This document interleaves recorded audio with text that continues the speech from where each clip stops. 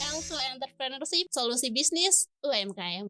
Assalamualaikum warahmatullahi wabarakatuh. Halo Sobat UMKM, selamat datang kembali di podcast Elful Entrepreneurship, solusi bisnis UMKM. Oke, Sobat UMKM, pernah dengar gak sih kayak kata-kata gitu, kalimat kayak banyak bisnis yang kelihatannya tuh ramai, orderan masuk setiap hari gitu ya, customer berdatangan, tapi pas akhir bulan uangnya itu entah kemana gitu ya perginya. Masalahnya itu sebetulnya seringkali bukan di penjualan, masalahnya itu ada di cara bisnis itu ngatur biaya, ngatur uangnya gitu.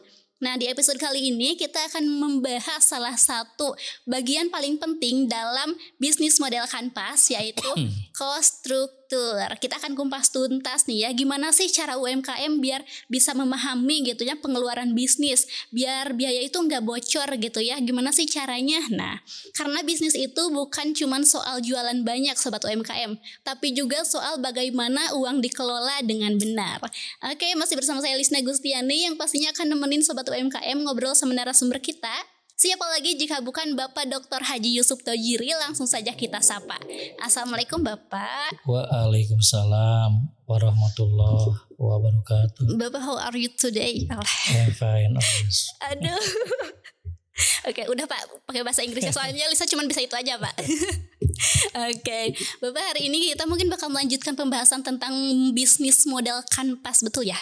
Ya, bisnis betul. model kanvas. Nah, bagian selanjutnya Pak, atau poin selanjutnya itu kalau tidak salah kita tuh waktu itu kata Bapak mau ngebahas tentang cost struktur. Iya, betul betul juga. Oke. Nah, untuk awalan nih Pak, mungkin cost struktur teh apa sih Bapak gitu? Ya, terima kasih kepada Lisna, juga terima kasih kepada teman-teman yang pada hari ini masih setia menonton di channel Elko Entrepreneurship.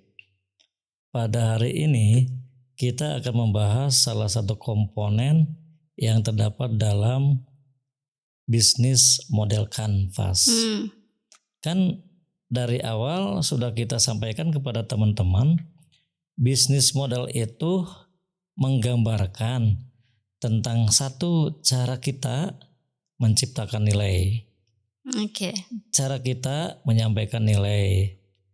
Cara kita mendapatkan keuntungan dari kegiatan menciptakan nilai dan menyampaikan nilai itu. Jadi semuanya memang akan kita lihat apakah usaha itu dari sisi profit untung atau tidak. Jangan sampai kita banyak kegiatan tetapi ujungnya ternyata boncos. Kan yang seharusnya justru kegiatan yang kita lakukan itu berujung kepada cuan. Iya, harus berujung pada cuan ya Pak ya. Satu. Yang kedua, saya kembali ingin mengingatkan, ternyata bisnis model kanvas itu salah satu model bisnis yang bisa kita jalankan karena mudah kita pahami. Masih ingat gak dulu bahwa model bisnis kanvas itu satu terdiri dari customer segment. Customer segment. Yang kedua ada yang namanya value proposition. Yang ketiga ada channel. Yang keempat ada customer relationship. Yang kelima ada revenue stream. Yang keenam ada key resources. Yang ketujuh ada key activities. Ya. Kemudian yang ke-8 ada key partnership. Nah, sekarang kita akan membahas komponen terakhir dari BMC ini, bisnis model kanvas ini, yaitu cost structure.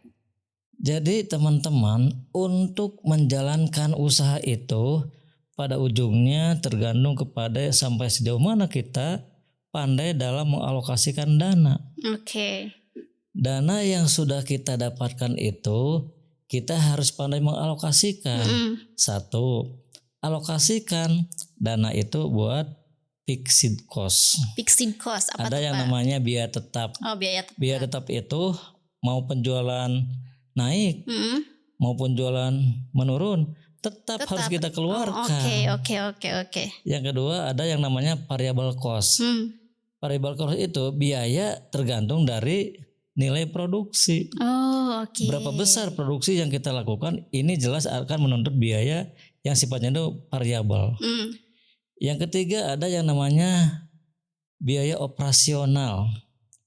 Operasional itu contoh misalnya ketika kita akan menjalankan mesin-mesin usaha tentu membutuhkan listrik, membutuhkan air, membutuhkan internet. Itu kan harus kita biayakan.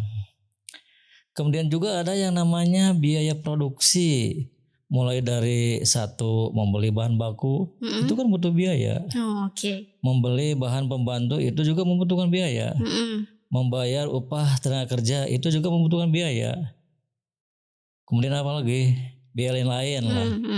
Kemudian juga ada biaya marketing. Marketing cost. Kenapa teman-teman juga harus membiayakan kegiatan marketing? Contoh, ketika kita melakukan penjualan online, kita harus sudah bisa membudgetkan tentang biaya ad itu. Karena yang namanya mempromosikan dalam marketplace itu tentu berbiaya. Nah, kita juga harus menganggarkan. Bagaimana revenue-nya nanti kita hitung. Dengan biaya sekian berapa pendapatan yang akan kita hasilkan. Nah, kita review, kita akan menganalisa. Dan terakhir ada yang namanya biaya investasi. Contoh misalnya, kan tidak mungkin kegiatan usaha bisa berjalan kalau tidak mendapat dukungan misalnya peralatan dan mesin-mesin, perlengkapan lain-lain. Itu semua harus kita biayakan. Jadi yang namanya seorang pengusaha, teman-teman UMKM, kita itu harus cerdas dalam mengalokasikan dana.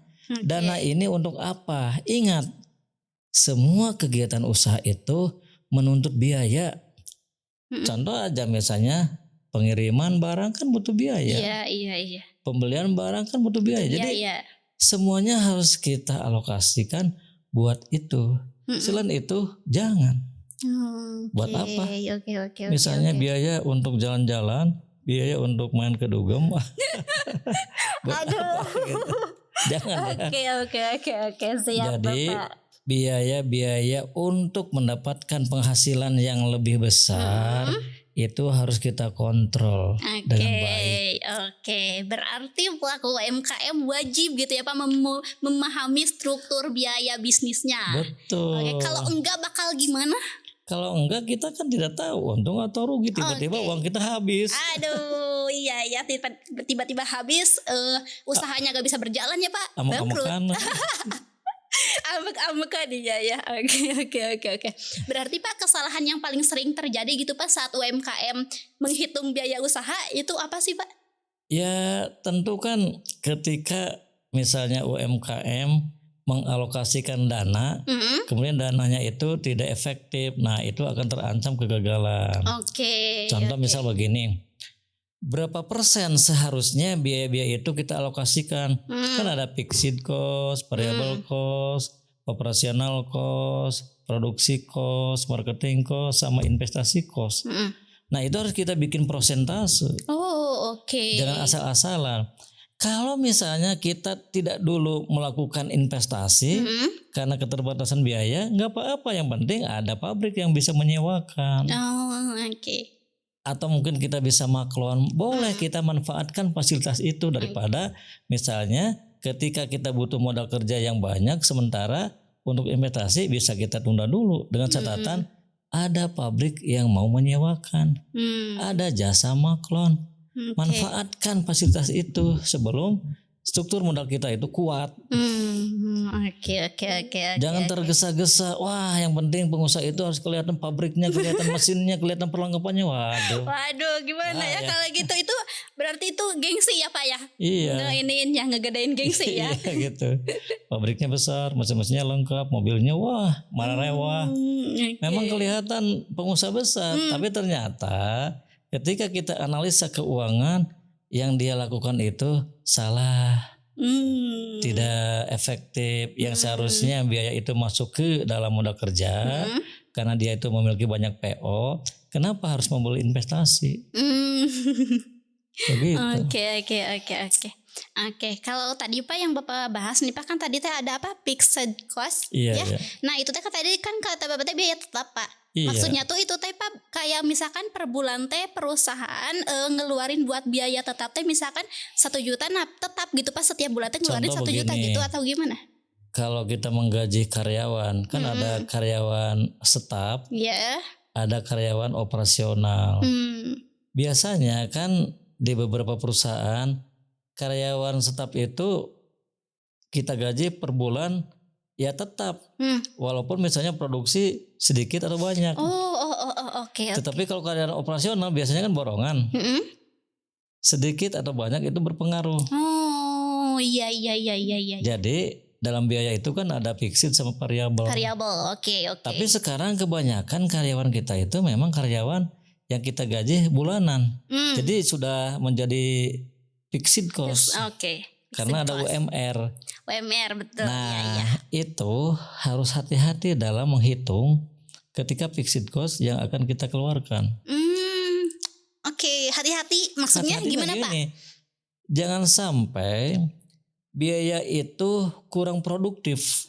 Artinya banyak mempekerjakan karyawan tetapi tidak produktif. Artinya kita mungkin saja PO-nya sedikit. Berarti kita harusnya menekan bagian marketing supaya dia mendapatkan pesanan yang lebih banyak. Kalau banyak tentu fixed cost itu pada akhirnya akan produktif. Oke, kalau gitu Bapak gimana sih Pak cara membedakan? Tadi kan ada biaya fixed cost ya Pak atau biaya tetap. Nah gimana sih Pak cara membedakan gitu biaya yang penting yang benar-benar harus ada atau biaya sama biaya yang bisa ditekan gitu Pak? Sebetulnya kebijakan biaya itu semuanya penting. Nah, tergantung bagaimana kita memberdayakan masing-masing biaya pada sektor satu fixed cost sama variable cost. Kalau variable itu biaya keluar berdasarkan jumlah produksi, jumlah penjualan. Tetapi yang fixed, nah ini kita harus hati-hati. Kenapa? Karena kalau fixed cost itu biaya tetap yang harus dikeluarkan walaupun produksi sedang meningkat atau menurun. Tidak ada kaitan dengan kegiatan usaha, tetapi tetap harus kita anggarkan, harus kita keluarkan. Nah ini maksud saya, ketika kita sudah mengetahui nominal fixed cost per bulan, berarti kita juga harus membuat target produksi. Target produksi semuanya bermula dari target pemasaran. Karena itu kita tugaskan orang marketing itu harus bisa mendatangkan permintaan per bulan sekian sesuai dengan estimasi biaya yang sudah kita tetapkan. Begitu. Terus kenapa sih Pak banyak UMKM yang kayak dia tuh ngerasa ramai gitu Pak jualan penjualan tapi tetap aja gak untung. Kenapa gitu ada yang seperti itu? Bisa jadi penjualan yang selama ini dia dapatkan tidak bisa memenuhi kebutuhan biaya fixed cost. Artinya fixed cost yang biasa kita keluarkan itu menjadi pengurang atau malah menimbulkan defisit terhadap keuntungan yang kita dapatkan. Karena itu kalau kita sudah mengetahui nominal fixed cost, itu semua menjadi salah satu pertimbangan. Berapa banyak produksi yang harus kita lakukan, berapa banyak konsumen-konsumen yang akan menjadi target kita. Nah itu menjadikan bahan pertimbangan. Berbeda dengan variable cost.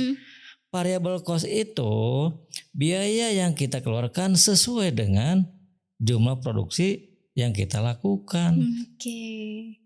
Kalau fixed kan tidak. Ramai tidak ramai, tetap segitu. Sedikit banyak tetap aja begitu. Jadi kita harus bisa membuat estimasi tentang rencana produksi. Iya, oke. Terus Bapak, menurut Bapak nih Pak, seberapa penting sih atau apakah wajib UMKM punya laporan keuangan yang detail gitu, atau yang sebenarnya yang sederhana juga cukup lah kayak pengeluaran, pemasukannya kayak gitu juga, atau harus detail? Jadi hukumnya memang wajib. Wajib. Mau melihat keuntungan atau kerugian berapa kalau tidak ada laporan. Laporan keuangan. Laporan keuangan itu merupakan hasil dari kegiatan usaha yang kita lakukan selama ini. Jadi kita harus fair, membuka diri. apakah untung atau rugi, kalau untung berapa, kalau rugi berapa. Kan itu semuanya berdasarkan dari laporan keuangan. Iya. Oke. Seberapa sering harus diceknya Pak owner itu, misalkan ya Lisna pemilik usaha nih Pak, seberapa sering sih Lisna harus mengevaluasi atau mengecek laporan keuangan? Laporan keuangan itu kan kalau yang biasa itu kan suka per bulan, per 3 bulan, per 6 bulan, per tahun. Ya paling bagus kan tiap bulan kita cek berapa misalnya laba rugi bulan ini, sehingga kita bisa membuat alokasi dari hasil usaha ini mau kita apakan dan kemanakan. Kan dulu kita sudah belajar tentang sebaiknya hasil usaha kita misalnya tambahkan menjadi modal kerja, sebagian kita tunda dalam bentuk laba ditahan atau tabungan. Nah begitu kan.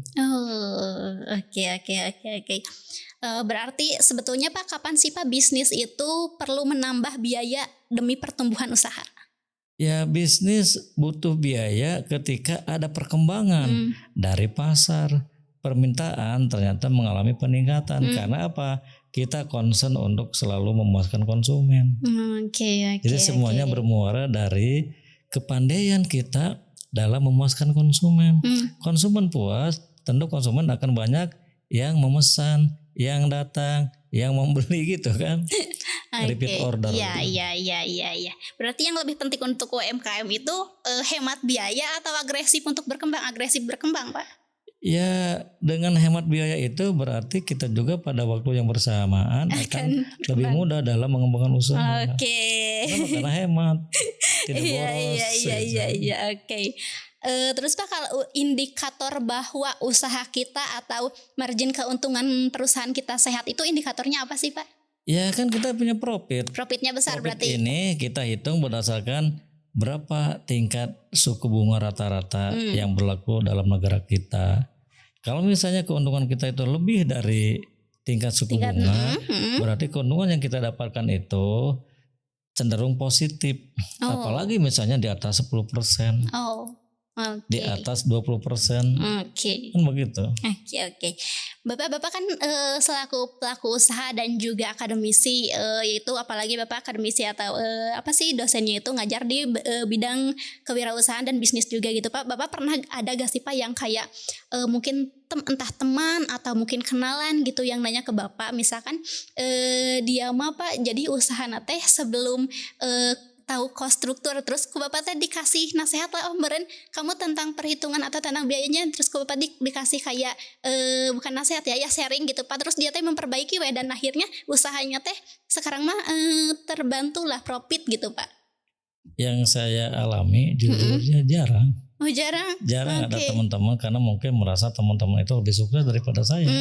Jadi buat apa bertanya kepada orang yang tidak sukses? Kecuali kalau saya sukses. Dia tidak akan memandang, wah Pak Yusuf dosen. Kemudian saya bisa memberikan beberapa pertanyaan, tidak ada yang sampai ke arah sana. Tapi kalau sharing mah mungkin apa ya? Kalau sharing mah ya mungkin dalam beberapa momen pertemuan kan ada sharing-sharing.